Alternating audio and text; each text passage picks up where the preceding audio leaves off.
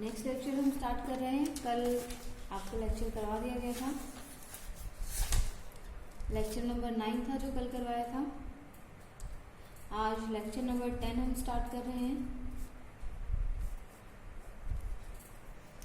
इसमें आज आपको वो सब करवाया जाएगा जिसमें डिटर्मिनेंट ए 0 होता है। When determinant a non zero है वो सब कॉन्सेप्ट आपको करवा दिया गया है। व्हेन डिटर्मिनेंट ए 0 होगा आज वो कॉन्सेप्ट करवाया जाएगा। सिंपल कॉन्सेप्ट है, बिल्कुल ध्यान से समझिएगा। सबसे पहले हमारे पास जैसे कोई भी सिस्टम ऑफ इक्वेशंस है, हमने लिखा a1x b1y c1z is equal to d1,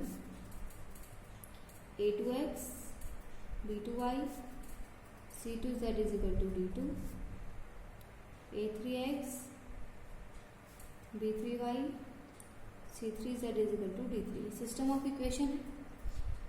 मैंने आपको बताया था कि जैसे आपको ये सिस्टम ऑफ इक्वेशन मिलेगा, आपको मैट्रिक्स इक्वेशन लिखनी है ax is equal to b, फिर डिटर्मिनेंट a चेक करना है। अब डिटर्मिनेंट a,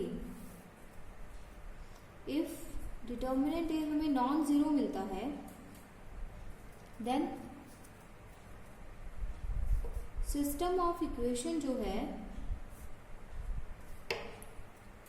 इज कंसिस्टेंट। बताया था आपको कि वो कंसिस्टेंट होता है and has a unique solution, और उसका यूनिक सॉल्यूशन होता है given by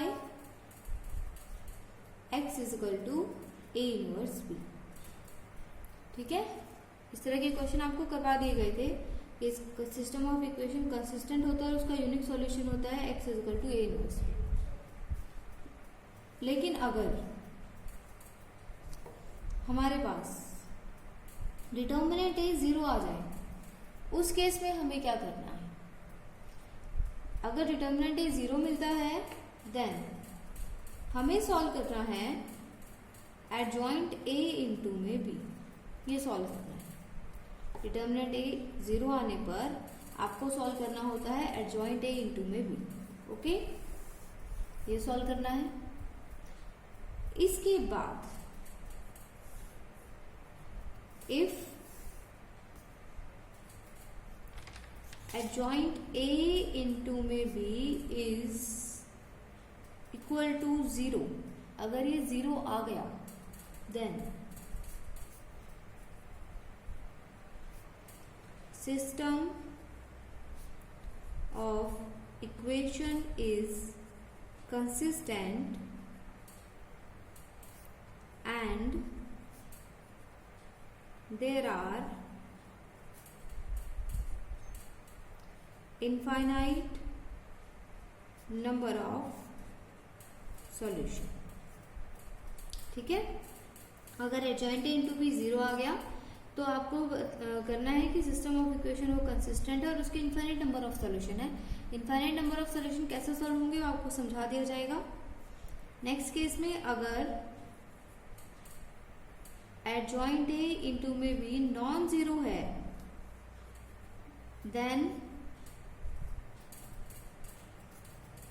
system of equation is inconsistent and there is no solution. There is no solution, तो उसका कोई सॉल्यूशन नहीं है। आज हम ये वाला क्वेश्चन करेंगे पूरा। डिटर्मिनेंट ए 0 आ गया तो hand to hand adjoint A into B निकालो। अगर एडजॉइंट ए इंटू बी 0 है तो सिस्टम ऑफ इक्वेशन कंसिस्टेंट होगा और उसके इनफाइनाइट सॉल्यूशन होंगे, और अगर adjoint A into B non zero है तो सिस्टम ऑफ इक्वेशन इनकंसिस्टेंट होगा और उसका नो सॉल्यूशन होगा। समझ गए बात को आप लोग? अब हमारे पास इसको कंसिस्टेंट और इसको इनकंसिस्टेंट क्यों बोला गया? देखो, जहां सॉल्यूशन मिलता है वो कंसिस्टेंट सिस्टम ऑफ इक्वेशन होते हैं। हमने डिटर्मिनेंट ए नॉन जीरो पे किया था तो हमें यूनिक सॉल्यूशन मिल रहा था, सॉल्यूशन मिल रहा था ना। तो जहां सॉल्यूशन मिले उस सिस्टम ऑफ इक्वेशन को कंसिस्टेंट सिस्टम ऑफ इक्वेशन बोलेंगे। अब सॉल्यूशन चाहे यूनिक मिले, सॉल्यूशन चाहे इनफाइनाइट मिले, सॉल्यूशन तो मिल रहे हैं। तो किसी भी सिस्टम ऑफ इक्वेशन से अगर आपको सॉल्यूशन मिलते हैं तो वो system of equation consistent system of equation होती है, कंसिस्टेंट सिस्टम ऑफ इक्वेशन। अगर सॉल्यूशन मिलता है तो, अगर आपको सॉल्यूशन नहीं मिलता तो वो इनकंसिस्टेंट सिस्टम ऑफ इक्वेशन होती है। समझ गए बात को? तो सबसे पहले आपको कंसिस्टेंट और इनकंसिस्टेंट में डिफरेंस पता होना चाहिए कि कंसिस्टेंट सिस्टम ऑफ इक्वेशन क्या होती है। मैंने पहले भी बताया था, ये जिन इक्वेशंस का सॉल्यूशन होता है। अब सॉल्यूशन चाहे यूनिक हो, सॉल्यूशन चाहे इनफाइनाइट नंबर ऑफ सॉल्यूशन हो, जिन इक्वेशंस का सॉल्यूशन होता है वो कंसिस्टेंट सिस्टम ऑफ इक्वेशन होती है, और जिन इक्वेशंस का सॉल्यूशन नहीं होता वो इनकंसिस्टेंट सिस्टम ऑफ इक्वेशंस होते हैं। समझ गए आप लोग इतनी बात? तो अब हम इसके क्वेश्चन स्टार्ट कर रहे हैं। जो डिटर्मिनेंट ए हमारे पास 0 है, इसके कॉरस्पॉन्डिंगली देखो फर्स्ट जो हमारे पास एग्जांपल है, use matrix method to show that, ध्यान से सुनिए, use matrix method, matrix method का यूज करके हमें शो करना है following system of equation is inconsistent. हमें प्रूव करना है, prove that following using matrix method following system of equations is inconsistent, कि वो इनकंसिस्टेंट है। अब इनकंसिस्टेंट इक्वेशंस कौन सी होते हैं? जिनका सॉल्यूशन नहीं निकलता, दैट मीन्स इनका सॉल्यूशन नहीं निकलेगा।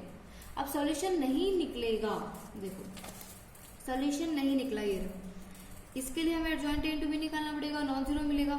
उससे पहले हमें डिटर्मिनेंट ए वो 0, मतलब इसी प्रोसीजर पे हम जा रहे हैं। तो इक्वेशंस क्या है हमारे पास? 3x प्लस में 11y is equal to 7, 6x plus 22y is equal to 5। Now the matrix equation is ax is equal to b, where matrix है 3, 11, 6, 22, x हो गया xy, b हो गया 7, 5। नाउ डिटर्मिनेंट ए चेक करो, 3, 11, 6, 22 minus 66, 0। Here determinant A is equal to 0 मिल गया ना। Then find adjoint A into में बी, ये हमें सॉल्व करना है। डिटर्मिनेंट ए 0 आते ही हमें क्या सॉल्व करना है? एडजॉइंट ए इंटू में बी। यहाँ पे क्या होगा? This implies A is a singular matrix. A हमारे पास सिंगुलर मैट्रिक्स है, जिसका डिटर्मिनेंट 0 आता है मैट्रिक्स सिंगुलर, जिसका डिटर्मिनेंट नॉन 0 आता है वो मैट्रिक्स नॉन सिंगुलर। तो adjoint A into B solve करो। एडजॉइंट ए इंटू बी के लिए एडजॉइंट ए सॉल्व करो। मैंने 2/2 का एडजॉइंट आपको डायरेक्ट बता रखा है, डायरेक्ट कर सकते हो आप कि डायगोनल एंट्रीज तो इंटरचेंज कर दो और नॉन डायगोनल के साइन चेंज कर दो। डायरेक्ट कर सकते हो आप, जो लेंथी क्वेश्चन होते हैं उनमें एडजॉइंट कि डायगोनल एंट्रीज इंटरचेंज कर दो, नॉन डायगोनल के साइन चेंज कर दो। नाउ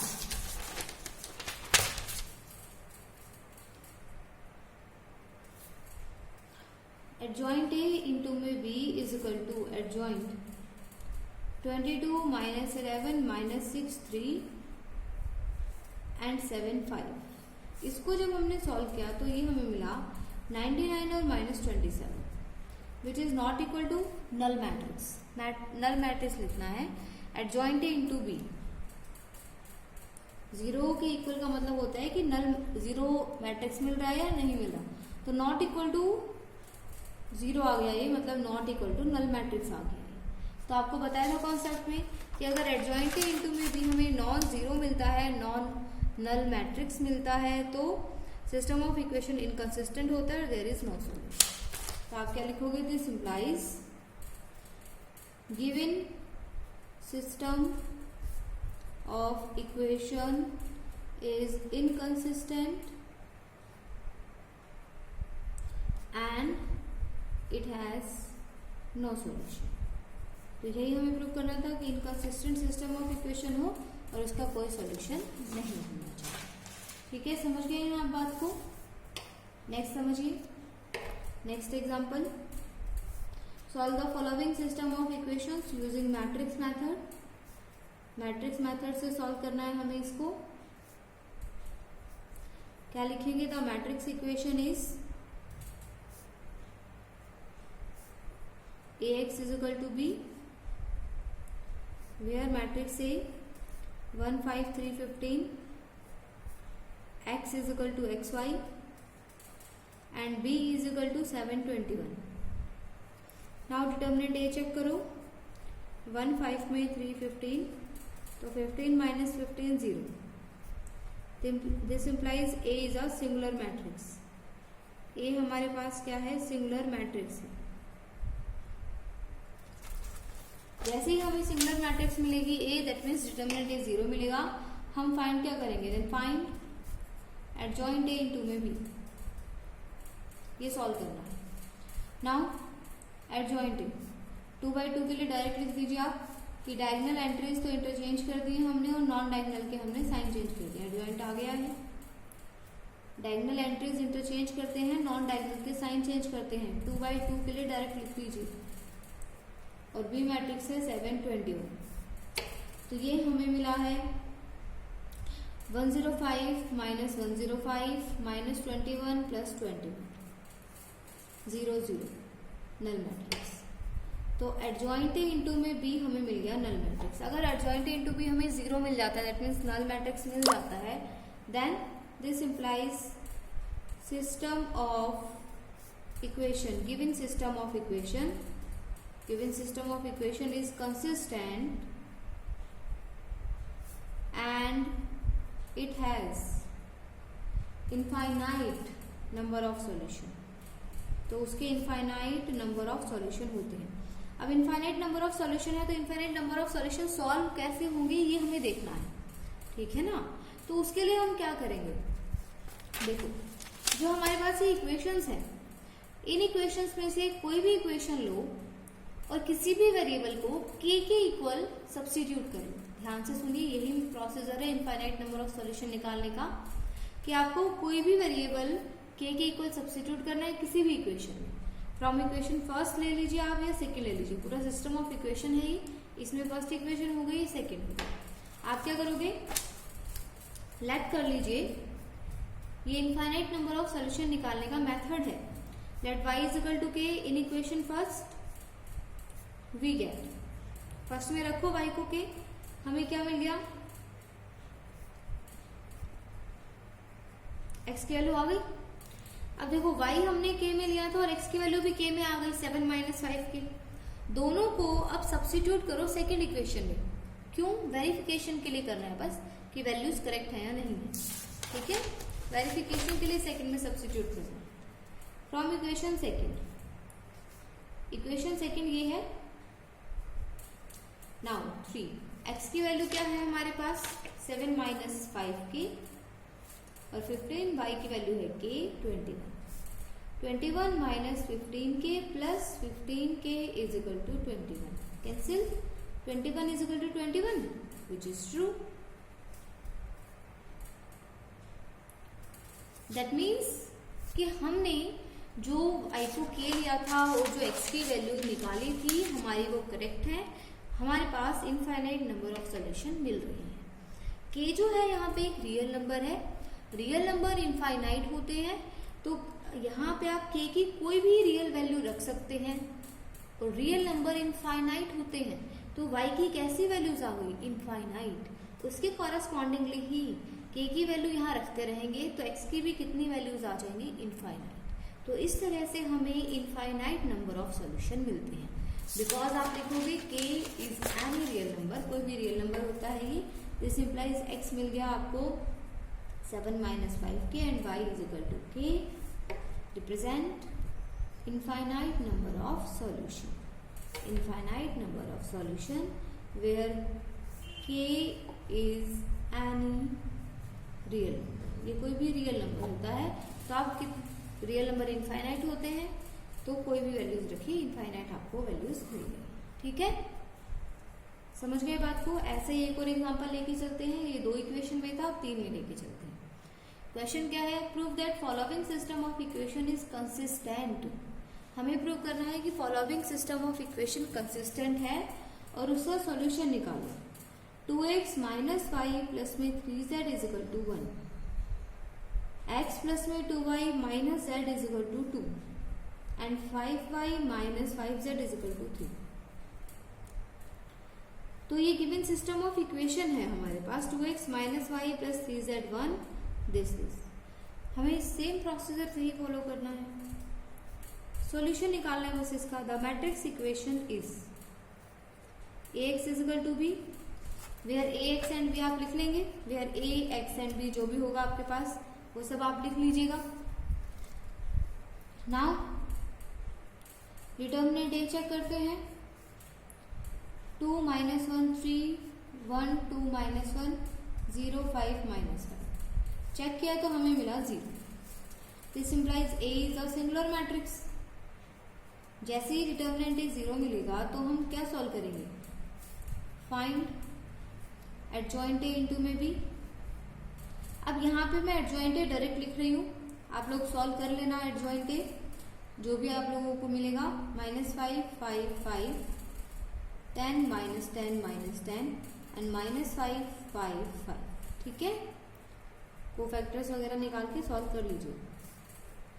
-5 5 5 10 माइनस 10 माइनस 10 -5 5 5 इंटू में बी हमारे पास है 1 2 3। इसको जब हम मल्टीप्लाई करेंगे तो -5 प्लस में 20 minus 15 this into this 5 minus 20 plus 15 5 minus 20 plus में 50। तो ये हमें मिल गया है 0 0 0 0 मैट्रिक्स मिल गया।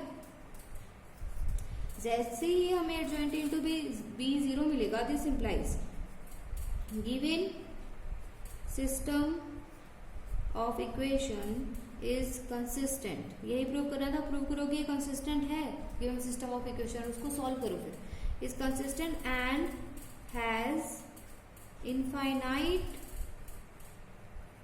नंबर ऑफ सॉल्यूशन, और उसके इनफाइनाइट नंबर ऑफ सॉल्यूशन हैं।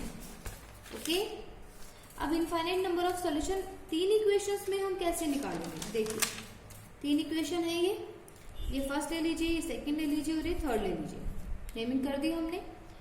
इनमें से कोई भी वेरिएबल x y या z में से किसी भी वेरिएबल को k के इक्वल लेट कर दो। जैसे 2 इक्वेशन में किया था ऐसे 3 में होगा। मैं आपको इनफाइनाइट नंबर ऑफ सॉल्यूशन निकालने का मेथड बता रही हूँ। कोई भी वेरिएबल k के इक्वल लेट किया हमने, सपोज हमने z ले लिया। अब फर्स्ट और सेकंड इक्वेशन में z को k रख लो। ठीक है, कोई भी वेरिएबल हमने k के इक्वल लेट किया, सपोज हम z को k ले रहे हैं, और फर्स्ट और सेकंड इक्वेशन में z को k रख दो। फर्स्ट और थर्ड में रख सकते हो, सेकंड और थर्ड में रख सकते हो, किसी में भी रख सकते हो, कोई भी 2 ले लो equation. Let z is equal to k and from equation first and second. First में हमने z को k रखा, ये मिल गया। सेकंड में हमने z को k रखा, ये मिल गया। तो हमारे पास ये बन क्या गई है, ये वाली equation 2x minus Y 1 minus में 3 के बना एंड x प्लस में 2y 2 प्लस k बना। k को उधर ले जाओ। क्यों उधर ले जाओ, आप लोगों को छोटी क्लासेस में भी सिखाया गया होगा कि लेफ्ट हैंड साइड में सिर्फ वही क्वांटिटी रखते हैं जो वेरिएबल होती है, जैसे x और y, और जो भी कांस्टेंट टर्म्स होती हैं उनको राइट हैंड साइड में शिफ्ट कर देते हैं। तो k एक रियल नंबर बन चुका है अब, जो कि एक कांस्टेंट क्वांटिटी होती है, नंबर होता है कुछ, वेरिएबल तो बचा नहीं है, तो इसीलिए इसको हमने राइट साइड में शिफ्ट कर दिया। अब इसको सॉल्व कर लीजिए बाय यूजिंग एलिमिनेशन मेथड। दोबारा से मैट्रिक्स मेथड अप्लाई करने की आपको कोई भी यहाँ पे नीड नहीं है। बुक में मैट्रिक्स मेथड यूज किया हुआ है, कोई नीड नहीं है, डायरेक्टली आप इसको सॉल्व कीजिए। इसको 2 से मल्टीप्लाई कर दीजिए, ये थर्ड इक्वेशन है, fourth equation, multiply equation fourth by 2 and we get, इसको 2 से मल्टीप्लाई कीजिए, from equation third and fifth. अब थर्ड और फिफ्थ इक्वेशन से x और y सॉल्व कर लीजिए। 2x प्लस में 4y 4 प्लस में 2k minus minus minus cancel out, -5y 1 minus 4 minus 3 -3k minus 2k minus 5k, minus through out cancel हो गया, 3 प्लस में 5k अपॉन में 5, ये y की वैल्यू आ गई। सिंपल एलिमिनेशन लगाते हैं, वही किया है मैंने, कुछ भी नहीं किया। z को k लिया है 2 इक्वेशंस में, k इधर शिफ्ट कर दिया, सेम कोफिशिएंट बना लिए, सब्ट्रैक्ट किया, y निकाल दिया। ठीक है, यहां से हमें y की वैल्यू मिल गई। अब इसके बाद x की वैल्यू निकालो, थर्ड इक्वेशन में या फोर्थ में सब्स्टिट्यूट कर दो। फ्रॉम इक्वेशन फोर्थ हमारे पास थी x प्लस में 2y is equal to 2 plus k, x plus 2y is equal to 2 plus k. तो x प्लस 2, y का निकला था हमारे पास 3 प्लस में 5k अपॉन में 5, 2 प्लस के, 2 प्लस में k माइनस मल्टीप्लाई कर दीजिए 6 प्लस में 10k अपॉन में 5। ठीक है, एलसीएम ले लो, 5k minus 6 minus 10k upon में 5, 5k अपॉन में 5। ये आ गई हमारे पास x की वैल्यू। देखो x की वैल्यू आ गई, y की भी आ गई और z तो हमने लेट किया ही था k। तीनों वैल्यूज को सब्स्टिट्यूट करके देखो थर्ड इक्वेशन, वेरिफिकेशन के लिए कि हाँ ये उसको भी सेटिस्फाई कर रही हैं, और दूसरी बात हमारी कैलकुलेशन भी चेक हो जाएगी इससे। नाउ फ्रॉम इक्वेशन थर्ड जो हमारे पास है वो है 5y minus 5z is equal to 3, 5 y की वैल्यू सब्स्टिट्यूट कर दी हमने, z की वैल्यू कर दी, cancel out, 3 plus 5k minus 5k is equal to 3, cancel out, 3 is equal to 3 which is true.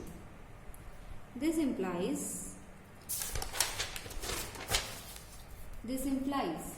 x हमें क्या मिला है, x हमें मिला है 4 माइनस में 5k अपॉन में 5, y हमें मिला है 3 प्लस 5k अपॉन में 5 एंड z हमें मिला है k represent infinite number of solutions. ये infinite number of solution represent कर रहे हैं where k is any real number, k जो है वो रियल नंबर है। समझ गए आप बात को? तो इस तरह से हमें determinant a is equal to 0 वाले क्वेश्चंस करने हैं। तो ये इस तरह के क्वेश्चंस यहाँ कंप्लीट हो चुके हैं। ओके, इसके बाद एक नेक्स्ट कॉन्सेप्ट है इसी एक्सरसाइज का। क्वेश्चंस मैं आपको बता दूं कि एक्सरसाइज में कौन कौन से करने हैं इससे रिलेटेड। एक नेक्स्ट कॉन्सेप्ट है सॉल्यूशन ऑफ, छोटा सा कॉन्सेप्ट है ये भी, system of homogeneous linear equations by matrix method। solution of system of homogeneous linear equations by matrix method। अब हमारे पास